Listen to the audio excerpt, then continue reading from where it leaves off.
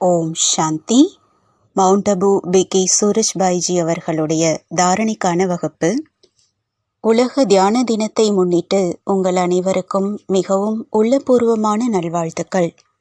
நிகழ்காலத்தில் ஒவ்வொரு மனிதருக்கும் தியானம் மிகவும் அவசியமாகும்.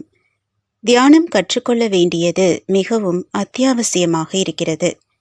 தியானத்திற்கு 2 அர்த்தங்கள் உள்ளன. ஒன்று, தனது மனதை அமைதியாகவும் நேர்மறையாகவும் வைத்துக் கொள்வதாகும். 2வது அர்த்தம் மனதை தனது பரம தந்தையுடன் இணைப்பதாகும். அதன் மூலம் அவருடைய சக்திகள் நமக்குள் வந்துவிடுகின்றன.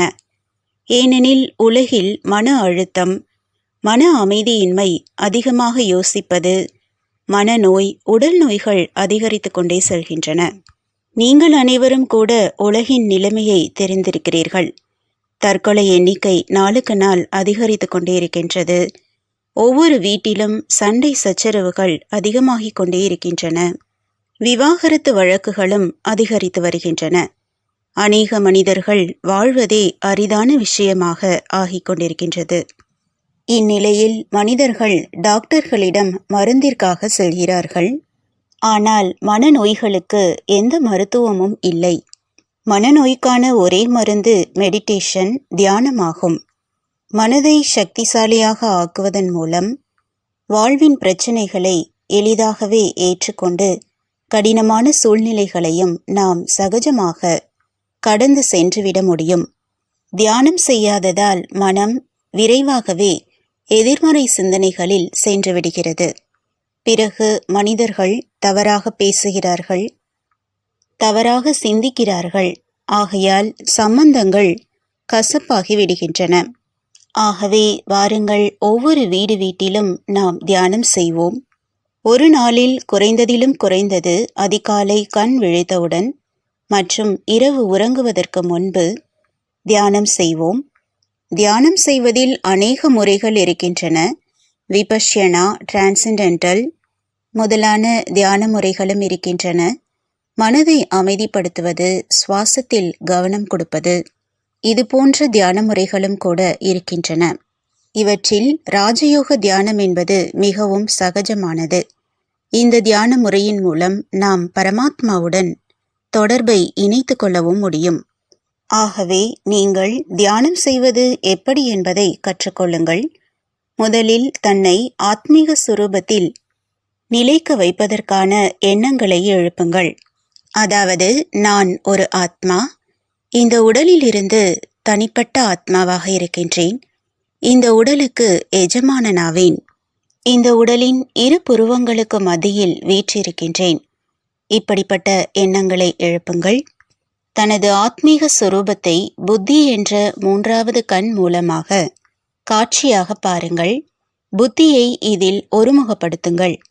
பாருங்கள், மிக குறைவான நேரத்திலேயே மனம் புத்தி ஒருமுகப்பட்டுவிடும் பொழுது மனம் அமைதியாகிவிடுவதன் கூடவே மனதின் சக்திகளும் அதிகரிக்கின்றன.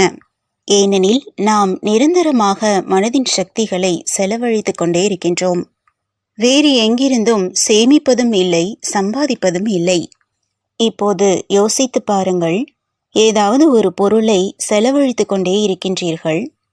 மேலும் அதை சேமிப்பதற்கான, அதிகப்படுத்துவதற்கான எந்த முயற்சியும் எடுக்கவே இல்லை என்றால் ஒரு நாள் அந்த பொருள் அவசியம் காலியாகிவிடும் அல்லவா? அதுபோலவே மனதின் சக்திகளும் ஒரு புறம் காலியாகிக் கொண்டே இருக்கின்றன.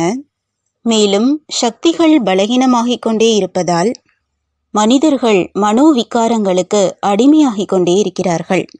சிலருக்கு ஆசைகளும், சிலருக்கு கோபமும் மற்றும் சிலருக்கு எதிர்பார்ப்புகளும் அதிகரித்து கொண்டே இருக்கின்றன. சிலருக்குள் அகங்காரமும், சிலருக்குள் பொறாமை, துவேஷம் மற்றும் எதிர்மறைகள் அதிகரித்து கொண்டே இருக்கின்றன. நாம் தியானத்தின் மூலம் மனதை சக்திசாலியாக ஆக்க வேண்டும். எனவே வாருங்கள், நாம் தினமும் தியானம் செய்வோம். பகவானுடன் நமது சம்பந்தத்தை இணைப்போம். அவருடன் மிகவும் இனிமையிலும் இனிமையான விஷயங்களை பேசுவோம். அவரோடு பேசுவதால் மனம் மிகவும் மகிழ்ச்சி நிறைந்ததாகவும் லேசாகவும் ஆகிவிடும். தியானம் செய்யும் பொழுது நாம் பகவானுடன் பேசவும் முடியும், அவர் கூறுவதை கேட்கவும் முடியும். மேலும் தனது பிரச்சனைகளை அவரிடம் சொல்லவும் முடியும். மேலும் மனபாரம், சுமைகள் மற்றும் கவலைகளையும் அவரிடம் அர்ப்பணம் செய்ய முடியும். ஆகவே இது மிகவும் அழகான ஒரு நேரமாகும். இந்த தியானத்தின் மூலம் நமது மனபலத்தை அதிகப்படுத்துவோம். ஆசைகளின் தீபம் ஏற்றுவோம். தனது வெற்றிக்கான வாசலை திறப்போம். தியானம் செய்வதன் மூலம் இவை அனைத்தும் மிக எளிதாகவே நடந்துவிடுகின்றன. மேலும் நமது வாழ்க்கை பயணத்தை தடையற்றதாக ஆக்கி முன்னேற்ற பாதையில் செல்லவும் முடியும். எனவே இந்த சர்வதேச தியான தினம் கொண்டாட ஆரம்பித்திருப்பது மிக நல்ல தொடக்கமாகும். இந்த நேரத்தின் மிகப்பெரிய தேவையும் ஆகும்.